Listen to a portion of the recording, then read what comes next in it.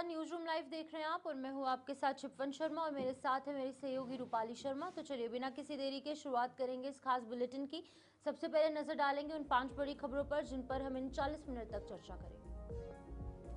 सबसे पहले बात करेंगे बांग्लादेश के हवाले से, जहां पर पूर्व पीएम खालिदा जिया का निधन हो गया है और लंबी बीमारी के चलते वो हॉस्पिटल में भर्ती थी, लेकिन अब उन्होंने अपनी आखिरी सांस ले ली है।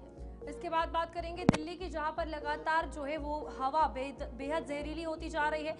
प्रदूषण का स्तर जो है वो बढ़ता हुआ नजर आ रहा है। एयर क्वालिटी इंडेक्स 400 के पार है और बेहद खराब श्रेणी में एयर क्वालिटी इंडेक्स पहुंचने से दिल्ली गैस चैम्बर में तब्दील हो चुका है।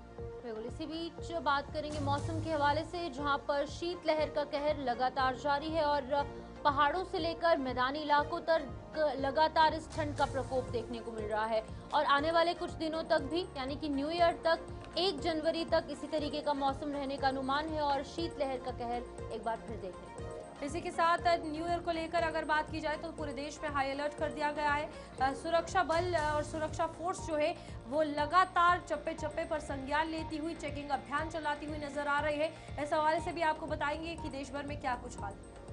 बिल्कुल, इसी बीच बात करेंगे केंद्रीय गृह मंत्री अमित शाह के पश्चिम बंगाल दौरे पर, क्योंकि 2026 में पश्चिम बंगाल में विधानसभा के चुनाव होने हैं, जिससे ठीक पहले भारतीय जनता पार्टी की तरफ से पहले से ही कमर कस ली गई है और वहां पर गृह मंत्री अमित शाह खुद चुनाव प्रचार करने, लोगों से मुलाकात करने और वहां पर कार्यकर्ताओं से भी मुलाकात करने पहुंचे।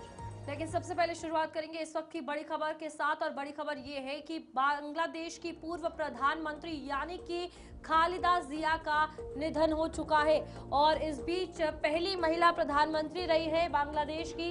पति जिया और रहमान की कब्र के पास सुपुर्द खाक जो है वो खालिदा जिया को किया जाएगा और पीएम मोदी समेत कई दिग्गजों ने इस पर दुख जताया है और मोहम्मद यूनुस ने भी शोक जताया है, जिसकी सरकार अभी इस वक्त बांग्लादेश में है। तो फिलहाल ये बड़ी खबर है इस वक्त की और आपको बता दें कि सुबह 6 बजे कहा जा रहा है कि फजर की नमाज के बाद जो है आखिरी सांस लेती हुई खालिदा जिया नजर आई, जहां पर लगातार कई दिनों से इलाज जो है वो बांग्लादेश के ढाका में अपोलो हॉस्पिटल में उनका चल रहा था और इस वक्त मोहम्मद यूनुस के साथ साथ भारत के प्रधानमंत्री नरेंद्र मोदी उनके निधन पर दुख जताते हुए नजर आए हैं। आपको बता दें कि बांग्लादेश की पूर्व प्रधानमंत्री खालिदा जिया का निधन हो गया है और पिछले कई दिनों से वो बीमार चल रही थी और इसके चलते ढाका के एक हॉस्पिटल में वो भर्ती थी, जहां पर उनका उपचार जारी था। लेकिन आज 80 साल की उम्र में उन्होंने अपनी आखिरी सांस ली है। तो आपको बता दें कि पूर्व प्रधानमंत्री खालिदा जिया जो है वो यहाँ पर नेशनलिस्ट पार्टी यानी कि बीएनपी, बांग्लादेश नेशनलिस्ट पार्टी की प्रमुख थी और ढाका के एवर केयर हॉस्पिटल के अंदर उनका उपचार चल रहा था। 80 साल की उम्र में उन्होंने अपनी जो यहाँ पर अंतिम सांस है वो ली है। उनकी राजनीति में एक महत्वपूर्ण भूमिका बताई जाती है। फिलहाल प्रधानमंत्री नरेंद्र मोदी ने उनके निधन पर दुख व्यक्त किया है। उन्होंने अपने ऑफिशियल एक्स अकाउंट पर बातें साझा की। उन्होंने लिखा है कि ढाका में पूर्व प्रधानमंत्री और बांग्लादेश राष्ट्रीय परिषद के अध्यक्ष बेगम खालिदा जिया के निधन की खबर सुनकर गहरा दुख हुआ। उनके परिवार और बांग्लादेश के समस्त जनमानस के प्रति हमारी हार्दिक संवेदनाएं हैं। ईश्वर उनके परिवार को इस दुखद घड़ी को सहने की शक्ति दे, ये भी प्रधानमंत्री नरेंद्र मोदी ने कहा। बिल्कुल, बांग्लादेश की पहली महिला प्रधानमंत्री के रूप में बांग्लादेश के विकास और भारत बांग्लादेश संबंधों में उनके महत्वपूर्ण योगदान को हमेशा याद रखा जाएगा। और साथ ही साथ मुझे 2015 में ढाका में उनसे हुई सौहार्दपूर्ण मुलाकात याद है, ये भी प्रधानमंत्री ने कहा। हम आशा करते हैं कि उनकी दूरदृष्टि और उनकी विरासत हमारी साझेदारी को आगे भी यूं ही दिशा देती रहेगी। ईश्वर उनकी आत्मा को शांति प्रदान करे। ये बातें पीएम मोदी की तरफ से लिखी गई, क्योंकि बांग्लादेश के अंदर जो है कुछ पिछले साल जो है इनकी मुलाकात भी उनके साथ हुई थी, उसका भी जिक्र उन्होंने किया और उन्होंने कहा कि उनकी जो फार साइटेडनेस थी, यानी कि जो उनकी दूरदृष्टि थी, उनकी विरासत थी, वो इसी साझेदारी के साथ आगे बढ़ना चाहते हैं। यानी कि बीएनपी के साथ, बांग्लादेश के साथ अच्छे रिश्ते भारत के रहना चाहते हैं। लेकिन अभी फिलहाल अगर हम देखेंगे तो बांग्लादेश की वजह से भारत के अंदर भी प्रोटेस्ट लगातार जारी है। लेकिन इसके बावजूद भी पीएम मोदी की तरफ से उनके निधन पर ट्वीट किया गया, तो अपने आप में बड़ी बात देखी जा रही है। एक्सपर्ट्स के जो है मिले जुले रिएक्शन इसको लेकर सामने आ रहे हैं। डॉक्टर संतेश कुमार हमारे साथ ज्वाइन कर चुके हैं, विदेश मामलों के जानकार है। डॉक्टर साहब गुड मॉर्निंग, बहुत बहुत शुक्रिया आपने ज्वाइन किया। Good morning. सर, आप कैसे देखते हैं इसको, जैसे कि अब उनका निधन हो गया है, खालिदा जिया का 80 साल की उम्र में उन्होंने अंतिम सांस ली, लेकिन उसके बावजूद भी पीएम मोदी की तरफ से ट्वीट किया गया। हालांकि ऑलरेडी इंडिया के अंदर ऑलरेडी प्रोटेस्ट चल रहे हैं, जिस तरीके से एक पर्टिकुलर कम्युनिटी को जो है वहां पर प्रताड़ित किया जा रहा है, हत्याएं उनकी की जा रही है, लेकिन इस बीच भी पीएम मोदी उनके निधन पर ट्वीट कर रहे हैं। तो कैसे देखते हैं आप इस चीज को? देखिए, निश्चित रूप से जिस तरह से वहाँ एक वैक्यूम हुआ है अभी इधर बीच, आप देखेंगे शेख हसीना के जाने के बाद सत्ता छटने के बाद और वो यहाँ पे आके दिल्ली में आश्रय ली है, उस परिस्थिति में भारत की स्थिति वहाँ पे थोड़ी कमजोर है। अब वहाँ अपनी जो कूटनीतिक परिस्थिति या अपनी प्रेजेंस बढ़ाने के लिए हमें एक विकल्प तलाश है, और विकल्प निश्चित रूप से खालिदा जिया और उनके जो सुपुत्र भी आगमन किए हैं बांग्लादेश में, उसके कॉन्टेक्स्ट पे ही हो सकता है, उसके रेफरेंस भी हो सकता है। तो ये एक तो बात ये है। दूसरी बात है, भारत की हमेशा स्थिति रही है कि संबंध अपनी जगह है, सहयोग विरोध अपनी जगह है, लेकिन ऐसे एक जहाँ दुखद घटना हुई है, उनका निधन हुआ, वैसे परिस्थिति में हमें आगे बढ़ करके उनको अपनी संवेदनाएं भेजनी है, जो प्रधानमंत्री मोदी जी ने किया है। तो अपनी संस्कृति है वो यही है कि आप डिफरेंसेस होते रहेंगे, लेकिन ऐसे समय में साथ खड़े होना है, और वो भारत ने दर्शाया है। जी डॉक्टर संतेश, अगर बात की जाए तो यहाँ पर जिस तरीके से लगातार बांग्लादेश में जो टसल हमेशा से दो बेगमों की रही है, यानी कि एक तो खालिदा जिया, दूसरी शेख हसीना, इस टसल के बाद अब क्या कुछ लगता है जो चुनाव आने वाले समय में होने वाले हैं, बीएनपी को इमोशनली इससे फायदा होगा, लोगों की सहानुभूति मिलेगी? निश्चित रूप से एक बात जान लीजिए, जो परिस्थितियां बन रही है उसमें अवामी लीग तो आज वैसी परिस्थिति में कहीं है नहीं, क्योंकि उसे ऐसे भी बाहर कर दिया गया, बैन किया गया है। तो भारत के जो विकल्प बनता है लोकतांत्रिक तरीके से, और वो विकल्प यही है कि भारत जो है वो बीएनपी के साथ खड़ा हो, बेसिकली खालिदा जिया जो पार्टी है उनके साथ खड़ी हो, उनके जो सुपुत्र है उनके साथ खड़ा हो, और लोकतांत्रिक प्रक्रिया के तहत जो सरकार चुन के आए, सरकार उनके साथ मिलकर काम करे, भारत सरकार काम करे। तो भारत तो हमेशा लोकतंत्र और लोकतांत्रिक प्रक्रिया में विश्वास करने वाला देश है। तो ऐसी स्थिति में भारत का यही होगा, तो वहाँ पे चुनाव हो, और चुनाव के माध्यम जो सरकार चुन के आए उसके साथ मिलकर हम काम करें और उसे एक सद्भावपूर्ण संबंध बनाने की कोशिश करें, यही हमारा लक्ष्य है। सर, आपसे जानना चाहूँगी, जहाँ पर हम देख रहे हैं कि ऑलरेडी पिछले कुछ हफ्तों से, पिछले कुछ महीनों से वहाँ पर सिचुएशन जो है अंडर कंट्रोल नहीं है, चाहे लोगों की बात हो, महिलाएं, हर व्यक्ति जो है फिलहाल सड़कों पर है। और अब जब उनका निधन भी हुआ है, कुछ देर पहले उनके बेटे भी 17 साल के बाद वापस बांग्लादेश वतन वापसी उनकी हुई थी। तो ओवरऑल आप कैसे देखते हैं इसको? क्या वहाँ पर हालातों के अंदर सुधार देखने को मिल सकता है, यहाँ पर स्थिति और बिगड़ती नजर आ सकती है? बिल्कुल, जो आज की परिस्थिति है बांग्लादेश में बहुत दुखद है। अब कोई भी इंसान इसको सपोर्ट नहीं कर सकता, जो कट्टरवादी है वही करेंगे, जो आतंकवादी कुछ है वही कर सकते हैं, और वो लोग कर भी रहे हैं। तो ऐसी परिस्थिति में वहाँ पे अभी जो है यही कोशिश करना चाहिए कि लोकतांत्रिक तरीके से चुनाव संपन्न हो, और जो दल जीत करके आए, जनता समर्थन लेकर आए, सरकार उसको, भारत सरकार उसको अपने साथ इंगेज करे, अपने मैसेज कम्युनिकेट करे और कोशिश करे। जो अल्पसंख्यक रहते हैं, जो तमाम अलग समुदाय, हिंदू समुदाय की बात नहीं हो रही है, चाहे वो सिख हो, चाहे वो जैन हो, चाहे वो और अन्य ईसाई हो, सबके लिए बात हो रही है। अगर सबके राइट्स को प्रोटेक्ट करेंगे तभी हम अपनी आवाज रख पाएंगे। भारत हमेशा से इस बारे में अपनी विचार को हमेशा अंतर्राष्ट्रीय मंच पर रखता आया है, और उसी क्रम में आगे बढ़ रहा है कि हमें कोशिश यही करना है, वहाँ चुनाव हो, चुनाव के माध्यम जो सरकार चुनता है उसके साथ मिलकर के काम करे, और जो वहाँ संख्यक उसके मानवाधिकारों की सुरक्षा कर सके। जी सर, एक सवाल और, जिस तरीके से जब खालिदा जिया का कार्यकाल था, जब वो वहां पर बतौर प्रधानमंत्री अपना कार्यभार संभाल रही थी, पद संभाल रही थी, उस वक्त भी ये देखने को मिला था कि कहीं ना कहीं जमाते इस्लामी का एक रोल रहा भ्रष्टाचार को लेकर और भी बाकी सारी चीजों में। उसके बाद अब बांग्लादेश की स्थिति जो बनी हुई है, साथ ही साथ शेख हसीना का जो मामला हुआ, उसके बाद अब क्या लगता है आने वाले समय में तस्वीरें कैसी रहेंगी? क्योंकि ये ओवरऑल कहीं ना कहीं जमाते इस्लामी वहां पर अभी भी है। देखिए, निश्चित रूप जमाते इस्लामी ऐसा नहीं जब अवामी लीग के लिए खतरा है, वो बीएनपी के लिए उतना ही बड़ा खतरा है, बीएनपी को भी पता है। तो ऐसे तत्वों को अगर वो प्रमोट करेंगे, उनके पीछे खड़े रहेंगे, तो इनका अस्तित्व खत्म हो जाएगा। तो वो जो कभी नहीं चाहेंगे। तो सवाल ये है कि बीएनपी नहीं चाहेगी कि जो ये अराजक तत्व हैं, जो कट्टरवादी तत्व हैं, वो उनको पनाह मिले। कोई भी देश नहीं चाहेगा कि ऐसे तत्वों को आगे बढ़े। हम कहते हैं कि तालिबान जैसे देश बनने की तरफ आगे अग्रसर हो। बांग्लादेश जैसा जो प्रोग्रेसिव देश जो है आज वो बैकफुट पे है, उसका पूरा प्रोग्रेस रुक गया, ग्रोथ रुक गया है। क्या वहाँ जनता को ये बात पसंद आ रही है? जो कट्टरवादी उन्हीं को आ रही है, आने वाले समय में वो खुद ही नहीं पसंद करेंगे। तो ऐसी परिस्थिति में भी यही है कि लोकतंत्र के माध्यम से चुनाव हो और चुनाव में ऐसे कट्टरवादी तत्वों को बाहर कर दिया जाए और जो लोकतांत्रिक प्रक्रिया में जो विश्वास करते हैं, जो संविधान में विश्वास करते हैं, उनको जिताया जाए। और वो जीत कर सत्ता में आएंगे, इससे सिर्फ उनके लिए फायदेमंद नहीं, सिर्फ बांग्लादेश के फायदेमंद नहीं है, पूरे क्षेत्र की स्थिरता के लिए फायदेमंद है।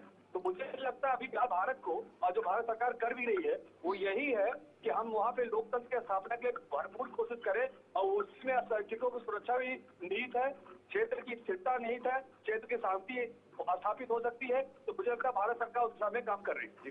ओके, ठीक है, बहुत बहुत शुक्रिया सर, आपने तमाम जानकारी साझा की। फिलहाल आपको बता दें कि बांग्लादेश की स्थिति अब जो है वो थोड़ी सी स्थिर होने की उम्मीद है। फिलहाल आपको बता दें कि खालिदा जिया का सियासी सफर क्या कुछ है। उनका जन्म 15 अगस्त 1945 में हुआ, बांग्लादेश में ही वो जन्मी।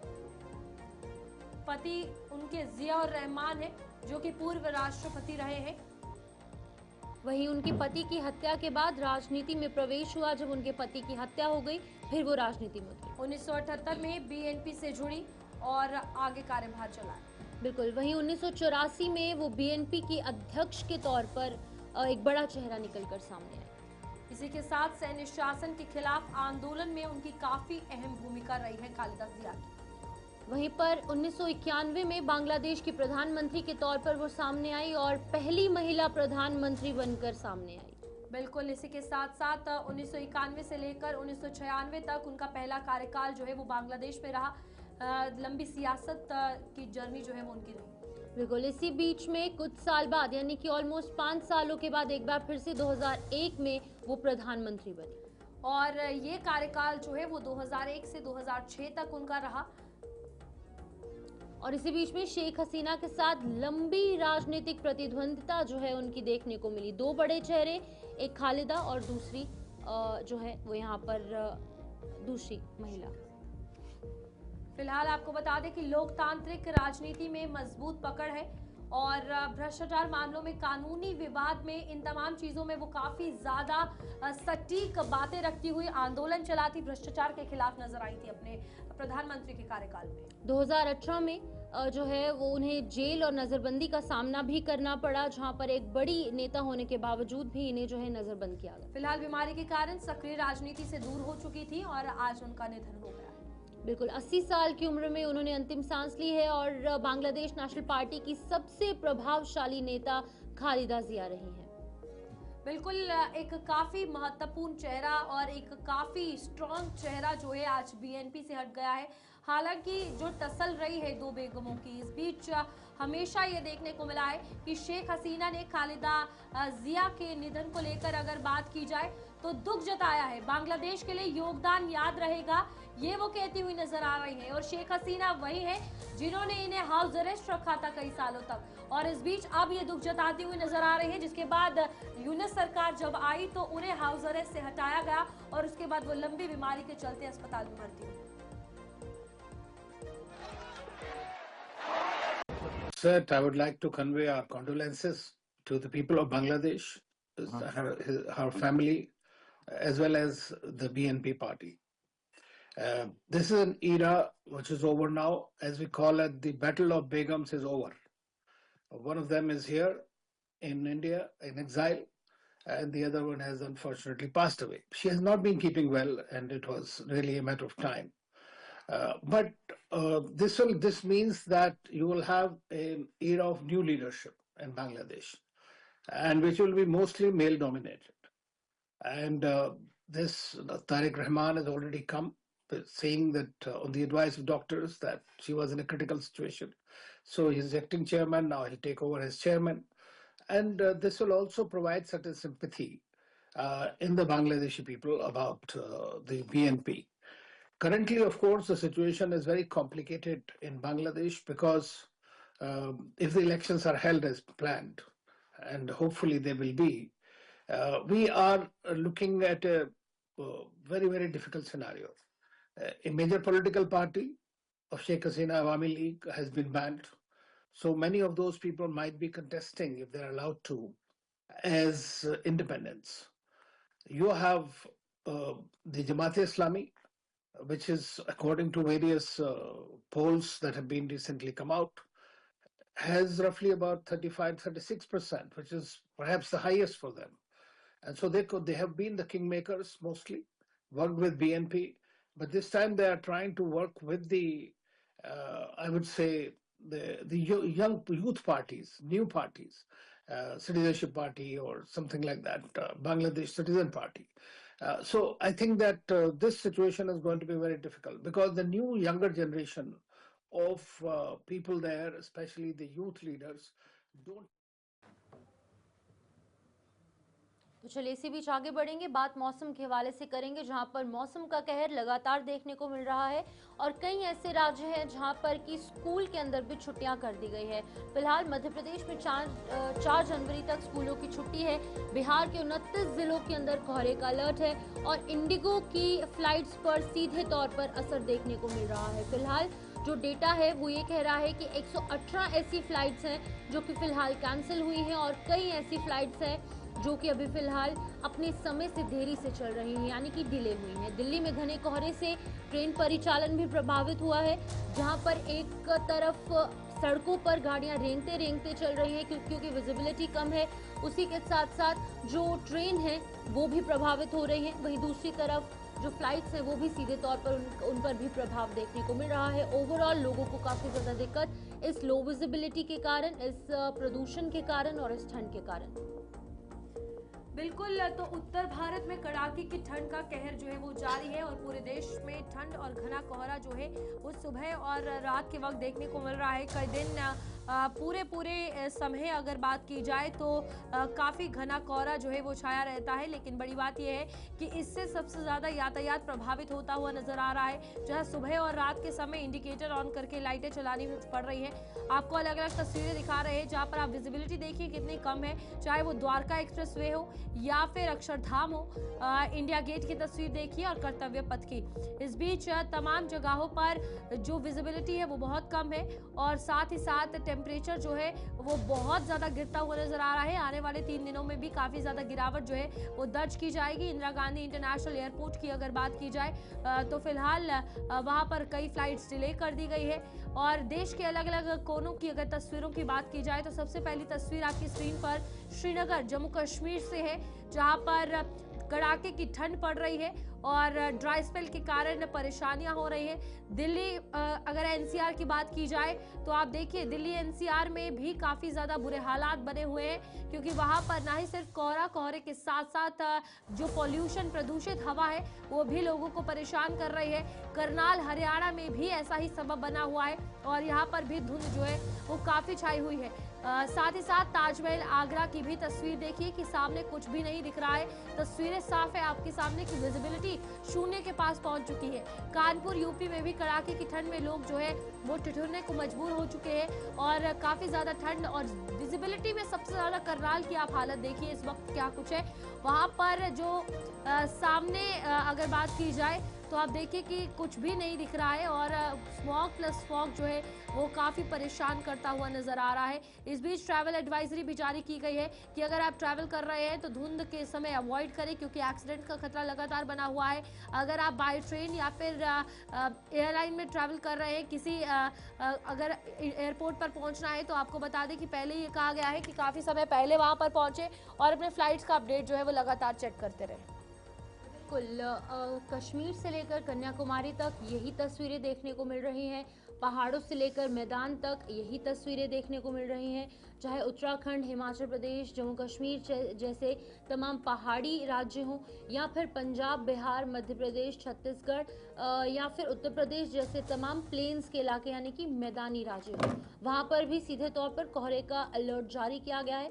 लोगों से साफ तौर से कहा गया है कि आप लोगों को अगर state highway, national highway, expressway पर ट्रैवल करना है तो ट्रैफिक एडवाइजरी देख कर चलें और फॉग लाइट्स ऑन कर चलें, चाहे दिन का समय है चाहे रात का समय है, क्योंकि इस समय पर सबसे ज़्यादा एक्सीडेंट्स जो है वो देखने को मिलते हैं।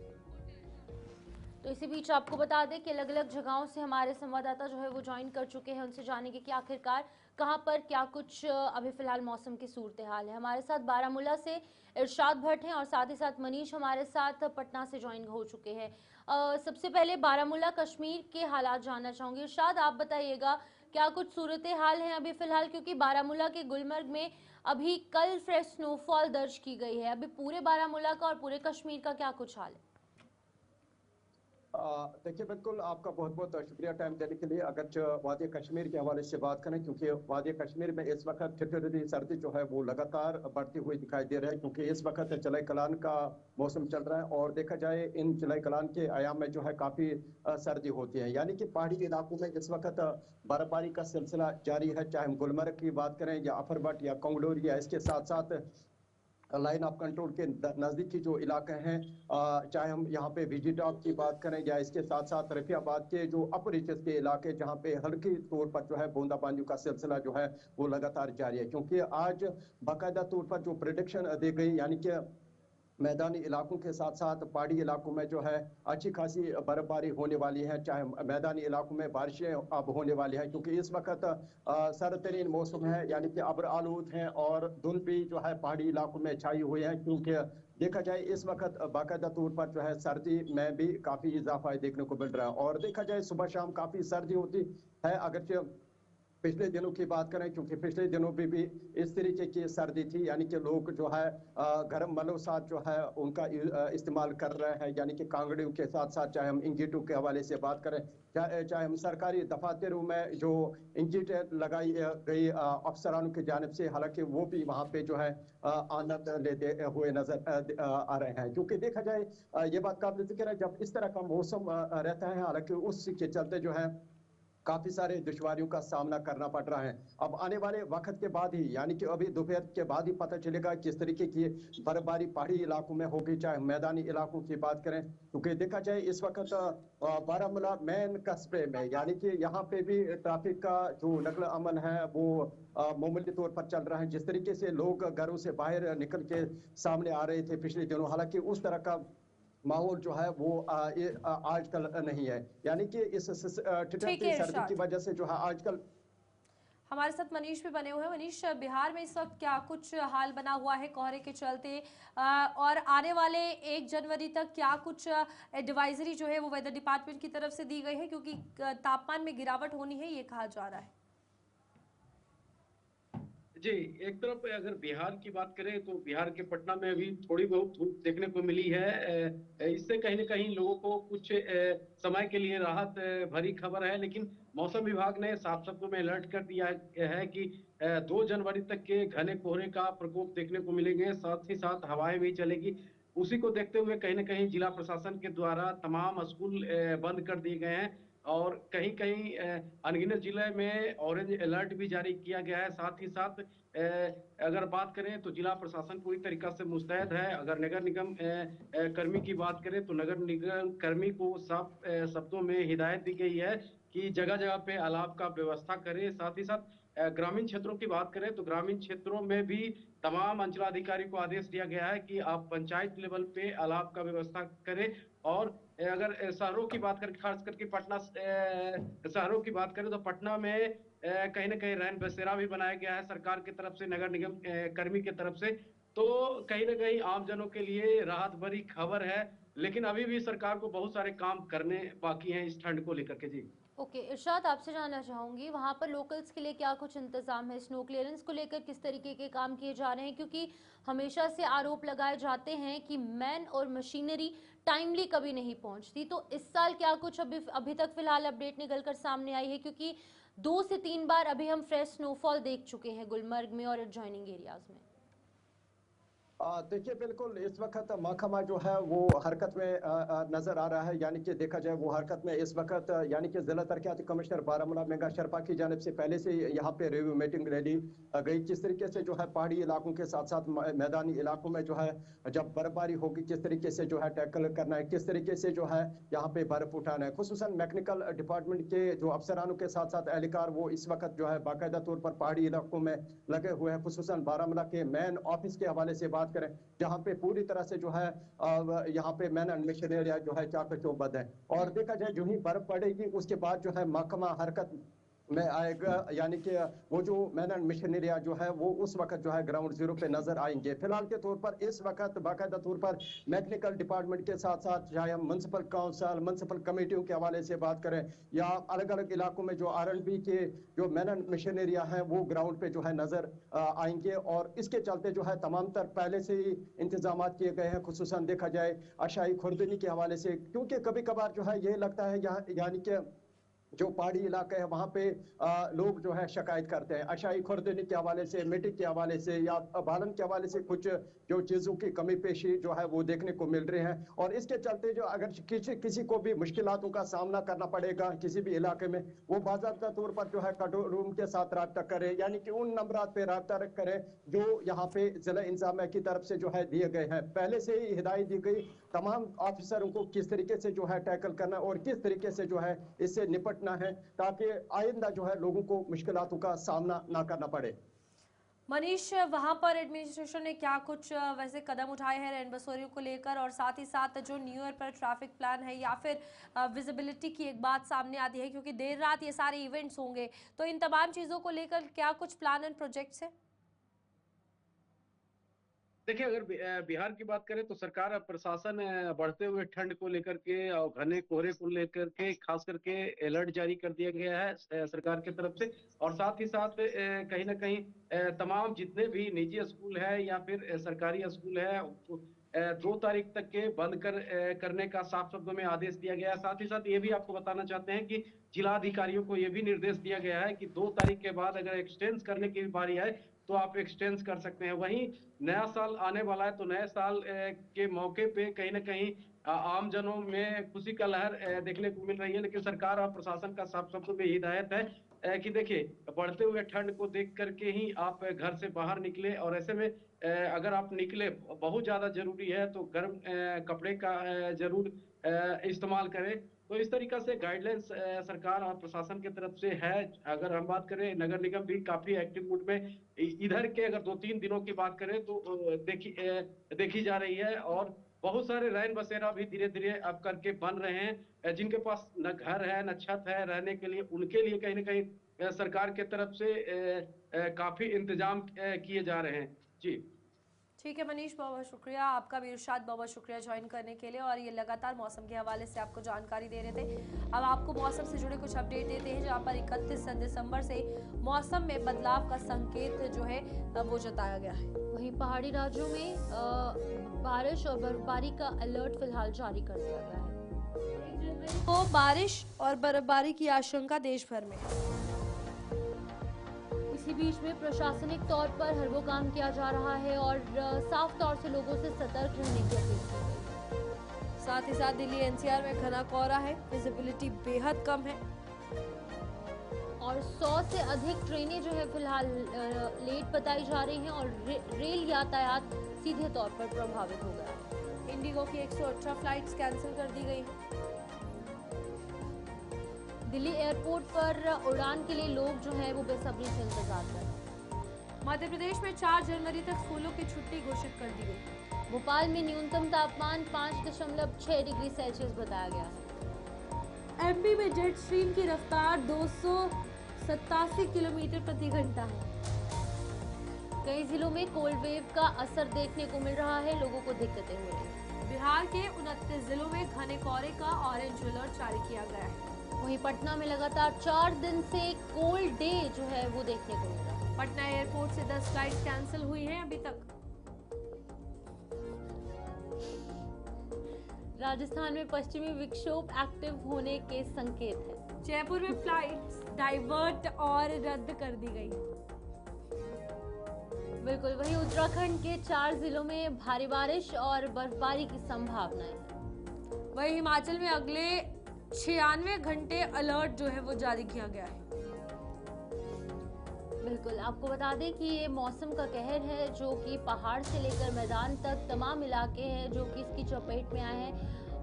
जो पहाड़ी क्षेत्र है वहाँ पर बर्फबारी का अनुमान है। 1 जनवरी तक जो है वो यहाँ पर इसी तरीके का जो एक वेस्टर्न डिस्टर्बेंस है वो हिट करने वाला है, और जो मैदानी क्षेत्र है वहाँ पर बारिश होगी, जिसकी वजह से कि तापमान में भारी गिरावट देखने को मिलेगी।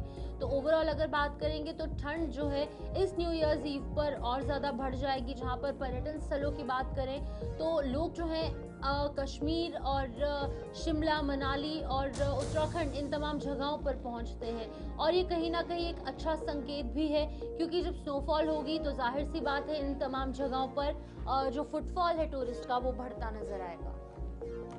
हिमाचल में ये जो अलर्ट जारी किया गया है ये मौसम के हवाले से अगले कुछ दिन तक रहने वाला है, और देश भर में जो पूरा असर है वो देखने को मिलेगा।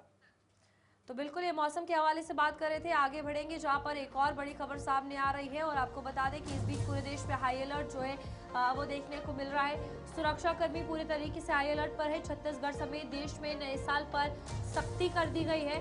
नए साल का सेलिब्रेशन सीसीटीवी कैमरे के सामने होगा। तो बिल्कुल आपको बता दें कि रात 10 बजे के बाद डीजे बजा तो लाइसेंस निरस्त हो जाएगा। ऐसे तमाम आदेश जारी कर दिए गए हैं कुछ जगहों पर, जहां पर एक तरफ एडवाइजरीज तमाम कैफेज, क्लब्स, रेस्टोरेंट्स और पब्स के लिए जारी की गई हैं। अलग से जो ट्रैफिक एडवाइजरी है वो भी जारी की गई है, और मौसम को लेकर एडवाइजरी अलग से जारी की गई है। यानी कि इन एडवाइजरी का पालन अब किस तरीके से धरातल पर होगा वो देखना होगा। लेकिन जहाँ पर एक तरफ जो तमाम कैफेज हैं, क्लब्स हैं, उनके लिए ये कहा गया है कि कुछ आयु वर्ग यहाँ पर सेट की गई है अलग अलग राज्यों में। जैसे अगर दिल्ली की बात करेंगे तो 25 वर्ष यहाँ पर सेट की गई है।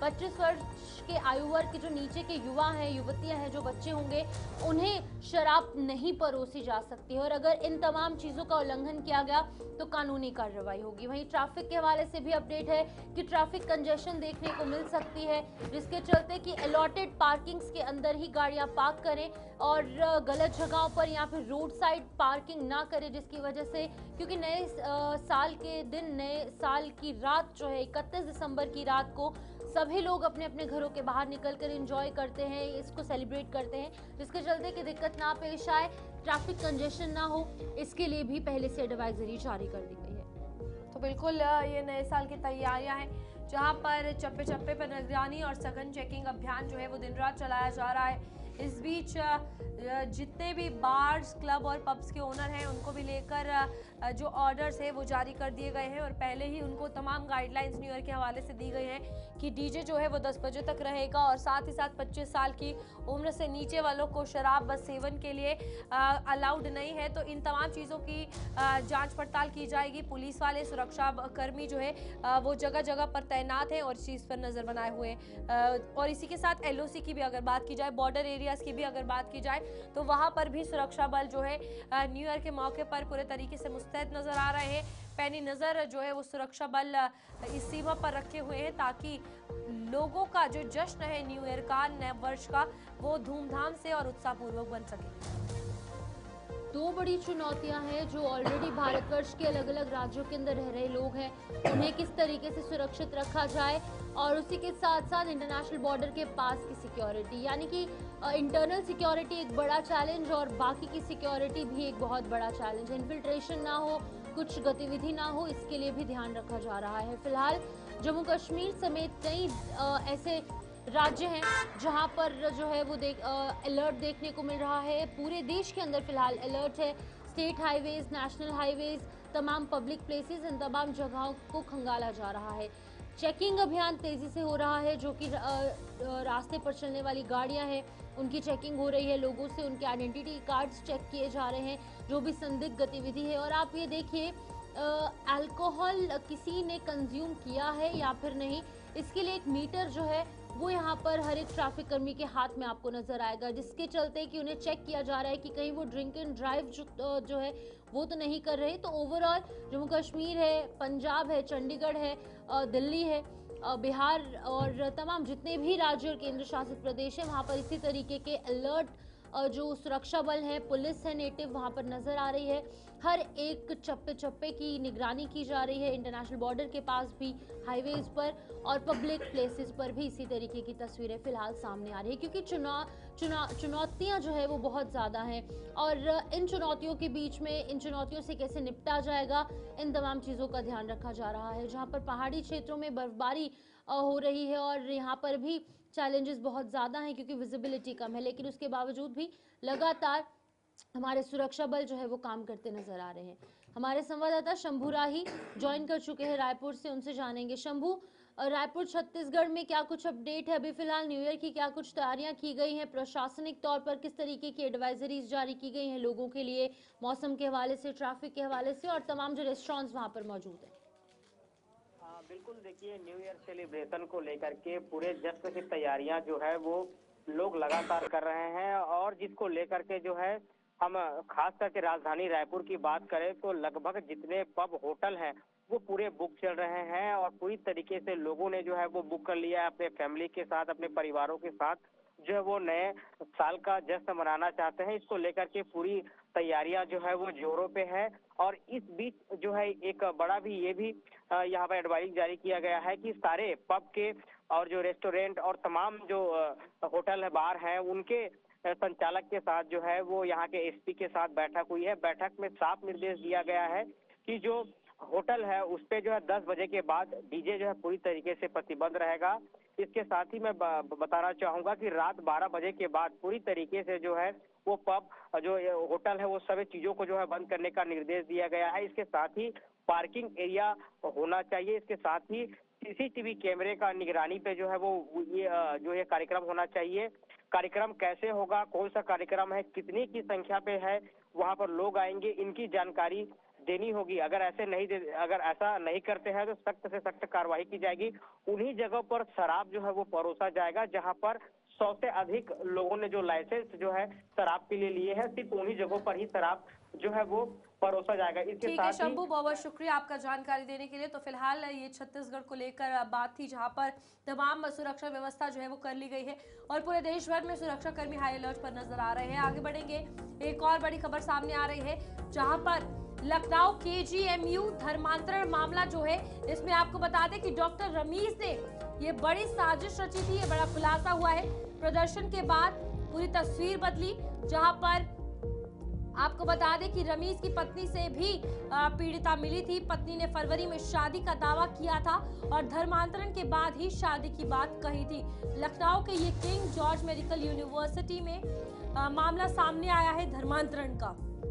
तो बिल्कुल आपको बता दें कि अब महिला डॉक्टर जो है वो इस समिति के अंदर शामिल हैं और बड़े बदलाव भी देखने को मिल रहे हैं। प्रशासन ने नई जांच समिति का गठन करते हुए इसमें एक महिला डॉक्टर और एक रिटायर्ड आईपीएस अधिकारी को भी शामिल किया है और ये बड़ा फैसला छात्रों और संगठन के विरोध प्रदर्शनों के बाद लिया गया है। प्रदर्शनकारियों का आरोप था कि पहले बनी समिति निष्पक्ष नहीं है। केजीएमयू प्रशासन का कहना है कि नई समिति निष्पक्ष और पारदर्शी तरीके से पूरे मामले की जांच करेगी और जल्द ही रिपोर्ट सौंपेगी। मामले को लेकर परिसर में तनावपूर्ण माहौल बना हुआ है और ये बड़ी खबर है जहां पर आपको बता दें कि फिलहाल धर्मांतरण के बाद ये बड़े खुलासे हो रहे हैं, जहां पर पत्नी जो है वो मिलती हुई नजर आई थी पीड़िता से और इस बीच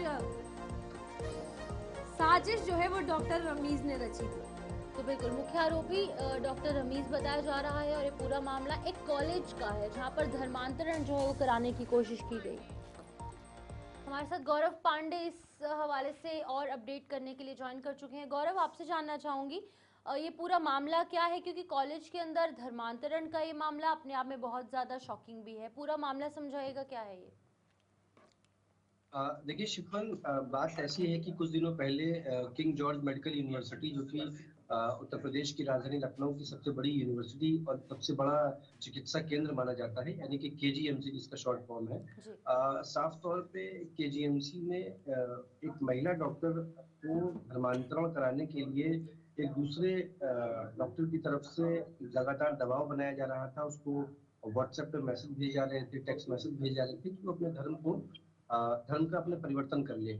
इस तमाम मामलों को लेकर के उस महिला डॉक्टर ने इसको लेके समिति में कंप्लेन करी। कंप्लेन करने के बाद ये पूरा मामला जब उजागर हुआ तो जान से मारने की धमकी और तमाम तरीके के और जो जो जिसने धर्मांतरण कराने का प्रयास कराया उसने और तरीकों को अपनाने का रुख इख्तियार किया। उसके बाद से लगातार केजीएमसी में प्रदर्शन चल रहा था, डॉक्टर प्रदर्शन कर रहे थे, समिति के लोग प्रदर्शन कर रहे थे। अब इसके बाद ये मामला धीरे धीरे सड़कों पर उतरा और राजधानी लखनऊ के हजरतगंज चौराहे पर सभी रेजिडेंट डॉक्टर ने इसको लेकर के प्रदर्शन किया। उसकी गिरफ्तारी हुई, लेकिन अब इस पूरे मामले को लेकर के एक जांच समिति बनाई गई है जिसमें रिटायर्ड आईपीएस को एक जिम्मेदारी मिली है और एक जो डॉक्टर रिटायर्ड है उनको एक जिम्मेदारी मिली है कि इस पूरे मामले की जांच करें। चूंकि जो प्रथम दृष्टया पुलिस की जो प्राथमिकता पुलिस ने जो बताया है उसके अनुसार धर्मांतरण के मामले में महिला जो डॉक्टर थी वो लगातार बात करती थी, डॉक्टर से धर्म परिवर्तन करने के लिए बीच में तैयार भी हुई, बाद में बदली भी, तरीके के तमाम मामले ऐसे सामने आ रहे हैं। तो इसको देखते हुए एक समिति बनाई गई है, समिति जांच करेगी, वो बताएगी कि क्या था मामला। जी ठीक है, बहुत बहुत शुक्रिया गौरव तमाम जानकारी देने के लिए। उम्मीद यही है कि बहुत जल्द ये जो समिति गठित की गई है जिसके अंदर अलग अलग सदस्य रखे गए हैं वो इसकी निष्पक्षता से जांच करेंगे और जो आरोपी होगा उसे उसकी अंतिम अंजाम तक पहुंचाया जाएगा। फिलहाल न्यूज़ रूम लाइव में इतना ही। हम दोनों को दीजिए इजाजत। नमस्कार।